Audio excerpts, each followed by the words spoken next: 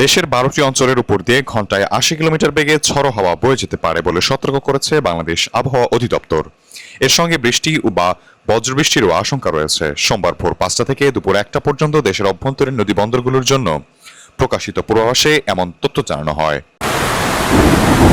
পূর্বাভাসে বলা হয়েছে, ঢাকা, ফরিদপুর, যশোর, কুষ্টিয়া, খুলনা, বরিশাল, পটুয়াখালী, কুমিল্লা, নোয়াখালী, চট্টগ্রাম, কক্সবাজার ও সিলেট অঞ্চলের উপর দিয়ে দক্ষিণ বা পূর্ব দক্ষিণ দিক থেকে ঘন্টায় ৬০ থেকে ৮০ কিলোমিটার বেগে বৃষ্টি বা বজ্রবৃষ্টি সহ অস্থায়ীভাবে ঝড়ো হাওয়া বয়ে যেতে পারে।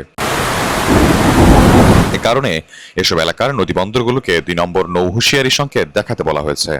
এছাড়া দেশের অন্য এলাকাগুলোতে দক্ষিণ বা দক্ষিণ পূর্ব দিক থেকে ঘন্টায় ৪৫ থেকে ৬০ কিলোমিটার বেগে বৃষ্টি বা বজ্রবৃষ্টি সহ অস্থায়ীভাবে ঝড়ো হাওয়া বয়ে যেতে পারে।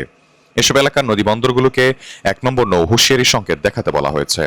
অন্যদিকে আবহাওয়া অধিদপ্তর জানিয়েছে, আজ সন্ধ্যা ৬টা পর্যন্ত খুলনা, বরিশাল, চট্টগ্রাম, সিলেট বিভাগের অধিকাংশ জায়গায় এবং রংপুর, রাজশাহী, ঢাকা ও ময়মনসিংহ বিভাগের অনেক জায়গায় অস্থায়ীভাবে দমকা হাওয়া বা হালকা থেকে মাঝারি ধরনের বৃষ্টি বা বজ্রবৃষ্টি হতে পারে। একই সঙ্গে রাজশাহী, ঢাকা, খুলনা, বরিশাল, চট্টগ্রাম ও সিলেট বিভাগের কোথাও কোথাও মাঝারি ধরনের ভারী থেকে অতি ভারী বর্ষণ হতে পারে বলেও পূর্বাভাসে উল্লেখ করা হয়েছে। সাইফুল ইসলাম, ডেস্ক রিপোর্ট, দেশ বুলেটিন।